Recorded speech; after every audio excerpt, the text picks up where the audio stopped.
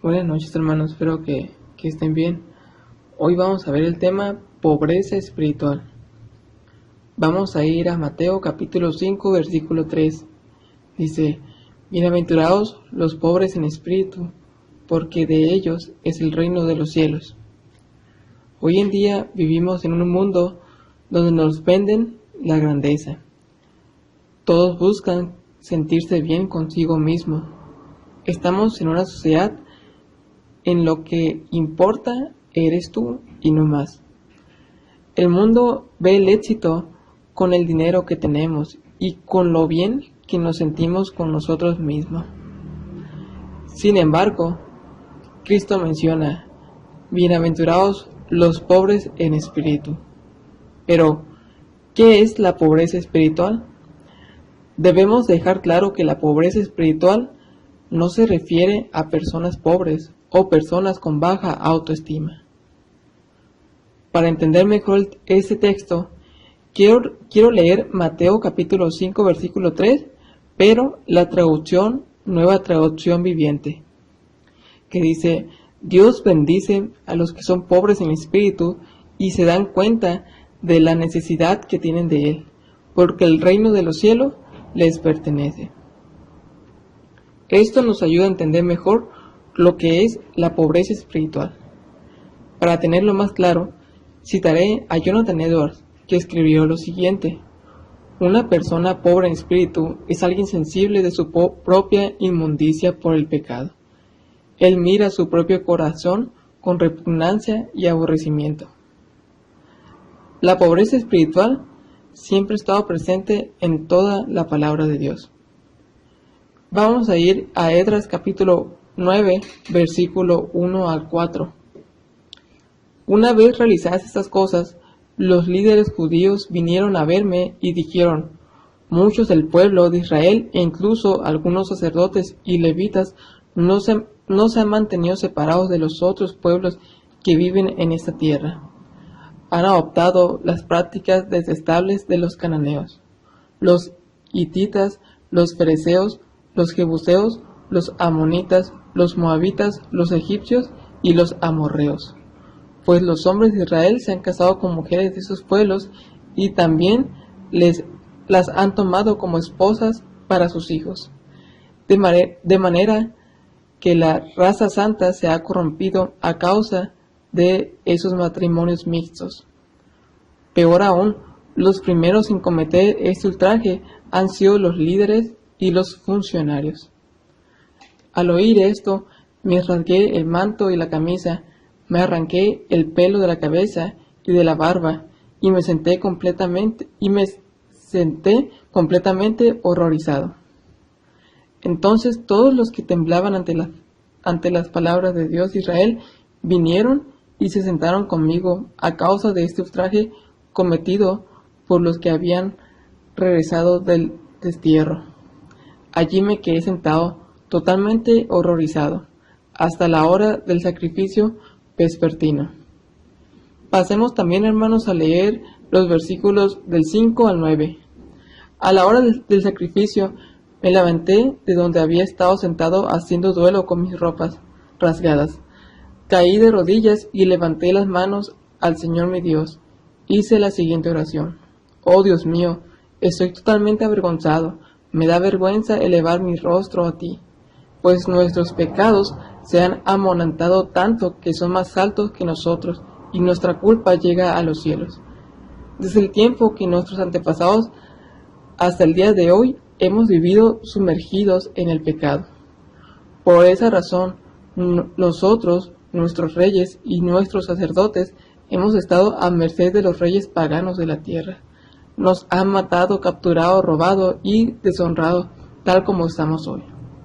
Sin embargo, ahora se nos concedió un breve momento de gracia, porque el Señor nuestro Dios ha permitido que unos cuantos de nosotros sobreviviéramos como una remanente. Él nos ha dado seguridad en este lugar santo. Nuestro Dios nos ha iluminado los ojos y nos ha concedido un poco de alivio de nuestra esclavitud. Pues éramos esclavos, pero en su amor inagotable, nuestro Dios no nos abandonó en nuestra esclavitud. Por lo contrario, hizo que los reyes de Persia nos trataran favorablemente. Él nos dio nuevas fuerzas para que pudiéramos reconstruir el templo de nuestro Dios y reparar las ruinas. Nos dio una muralla de protección en Judá y en Jerusalén. Para entender el contexto histórico de este texto, haré un breve resumen e iremos a 2 de Reyes capítulo 24, versículo 8 al 14. Joaquín tenía 18 años cuando subió al trono y reinó en Jerusalén 3 meses. Su madre se llamaba Neusta y era hija de Elnatán de Jerusalén. Joaquín hizo lo malo a los ojos del Señor, igual que su padre. Durante el reinado de Joaquín, los oficiales del rey Nabucodonosor de Babilonia subieron contra Jerusalén y los sitiaron. El propio Nabucodonosor llegó a la ciudad durante el sitio. Entonces el rey Joaquín, junto con la reina madre, sus consejeros, sus comandantes y sus oficiales se rindieron ante los babilonios. Durante el 8º año de su reinado, Nabucodonosor tomó a Joaquín prisionero, como el Señor ya lo había dicho. Nabucodonosor se llevó todos los tesoros del templo del Señor y del palacio real. Sacó todos los objetos de oro que el rey Salomón había puesto en el templo. El rey Nabucodonosor se llevó cautiva a toda la población de Jerusalén, unas 10,000 personas en total, incluso a los comandantes y a los mejores soldados, y a los artesanos y otras personas habilidosas. Solo dejaron en el país a la gente más pobre. Esto que ocurrió es lo que conocemos, hermanos, como el cautiverio de Israel en Babilonia. Todo esto había sido profetizado por medio del profeta Jeremías. Vayamos por favor a leer Jeremías capítulo 19, versículos 7 al 9. Trastornaré los planes cuidadosos de Judá y Jerusalén. Dejaré que los ejércitos invasores masacren a la gente y dejaré los cadáveres como comida para los buitres y los animales salvajes. Reduciré a ruinas a Jerusalén y así le haré un monumento a su necedad. Todos los que pasen por allí quedarán horrorizados y darán grito ahogado a causa de la destrucción que verán. Me ocuparé de que sus enemigos sitien la ciudad hasta que no haya más comida. Entonces los que queden atrapados dentro se comerán a sus hijos, a sus hijas y a sus amigos. Caerán en una profunda desesperación. Dios había enviado a Jeremías a profetizar la destrucción de Israel debido al pecado del pueblo. No obstante, Dios también menciona que un día el pueblo de Israel volverá a su tierra. Vayamos por favor a Jeremías capítulo 51, versículo 44. Entonces yo castigaré a Bel, el dios de Babilonia, y haré que vomite todo lo que se comió. Nunca más las naciones vendrán a rendirle culto. La muralla de Babilonia ha caído. Ahora, según los historiadores, este periodo duró del año 586 al 537 a.C., ya que, según fuentes históricas, en el año 538 a.C., el rey persa Ciro el Grande conquistó Babilonia y destruyó su imperio, autorizando en el año 537 a.C. a los hebreos regresar a la tierra de Israel. Y es aquí donde nos ubicamos en el libro de Esdras, ya que si leemos el capítulo 1, versículo 1 al 5, dice: en el primer año de Ciro, rey de Persia, el Señor cumplió la profecía que había dado por medio de Jeremías. Movió el corazón de Ciro a poner por escrito el siguiente edicto y enviarlo a todo reino. Esto dice Ciro, rey de Persia: el Señor, Dios del cielo, me ha dado todos los reinos de la tierra. Me encargó construirle un templo en Jerusalén que está en Judá. Cualquiera que pertenezca a su pueblo puede ir a Jerusalén de Judá para reconstruir el templo del Señor, Dios de Israel, quien vive en Jerusalén y quien su Dios está con ustedes. En el lugar que se encuentre este remanente judío que sus vecinos lo ayuden con los gastos, dándoles plata y oro, provisiones para el viaje y animales, como también una ofrenda voluntaria para el templo de Dios en Jerusalén. Entonces, hermanos, el contexto histórico del capítulo 9 de Esdras era que se había cumplido la promesa de Dios de liberar al pueblo de Israel de Babilonia. No obstante, hermanos, vemos cómo aún a pesar de todo lo que habían pasado en el exilio de Babilonia, aún seguían teniendo fallas. Pero aún así, Esdras reconoce lo grande que son los pecados. Él no minimiza el pecado. Esdras está consciente incluso que no es digno de la gracia de Dios, e incluso reconoce que la única razón del periodo de gracia en la que se encuentra era porque a Dios le había placido. Eso es lo que Dios pide en Jeremías capítulo 29, versículo 13. Me buscaréis y me encontraréis cuando me busquéis de todo corazón. Me dejaré hallar de vosotros, declara el Señor, y restauraré vuestro bienestar y os reuniré de todas las naciones y de todos los lugares donde os expulsé, declara el Señor. Y os daré de nuevo al lugar de donde os envié del destierro.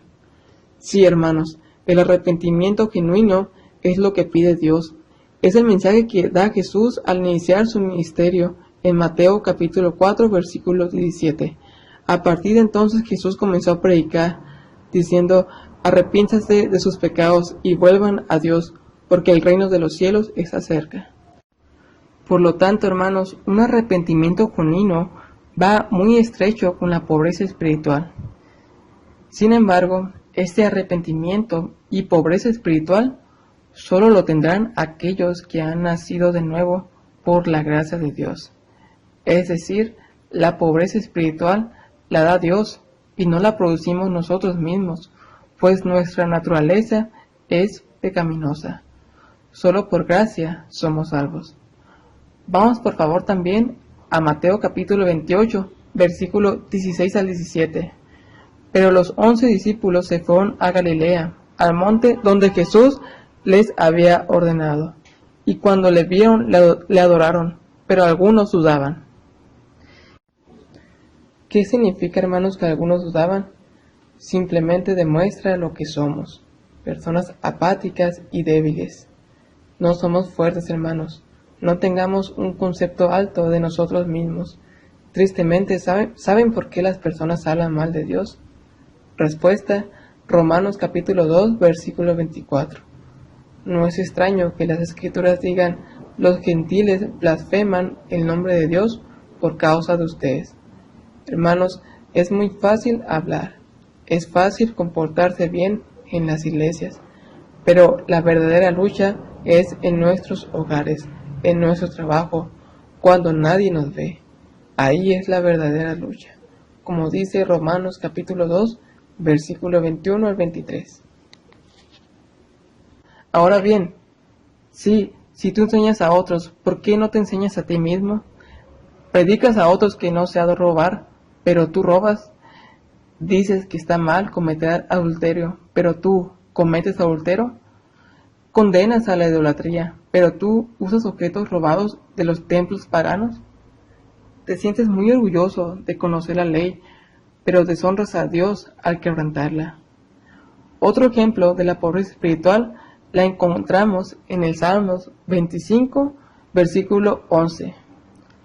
Por amor de tu nombre, Jehová, perdonarás también mi pecado que es grande.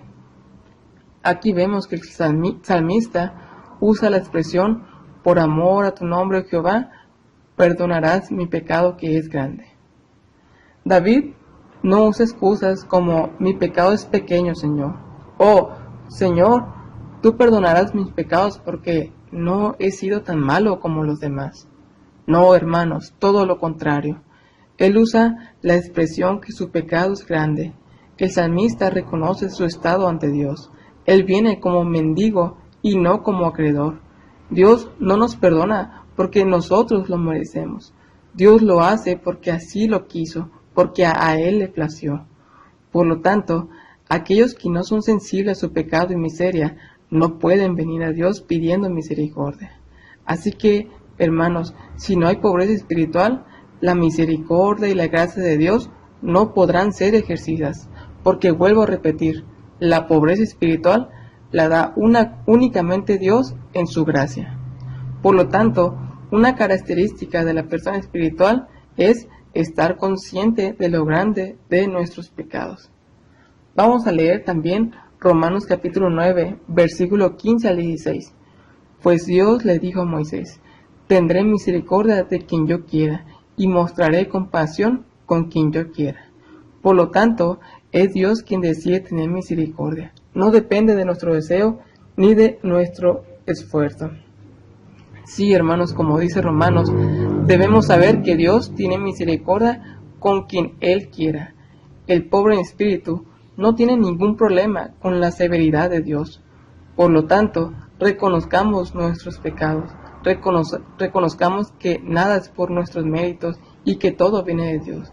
Recuerden que todo buen árbol se le conoce por sus frutos, pero esos frutos son la consecuencia del trabajo de Jesús en las personas. Oremos. Dios, gracias por que nos has permitido un día más. Gracias porque has tenido misericordia y porque por tu gracia, Señor, somos salvos. Gracias, Dios, porque realmente no nos pagas como merecemos. Ayúdanos a reconocerte todos los días, Señor, y a entender, Señor, que nosotros no tenemos ningún mérito, Señor. Examina nuestros corazones y examina nuestras intenciones, Señor. Señor, que cuando compartamos los mensajes, nuestras intenciones no sean engrandecernos a nosotros mismos, sino que tu nombre sea glorificado. Ayúdanos que eso esté en nuestro corazón. Que pon ese creer como el hacer, Señor. Gracias por todo. En el nombre sea de tu Hijo, mi amado Cristo Jesús. Amén.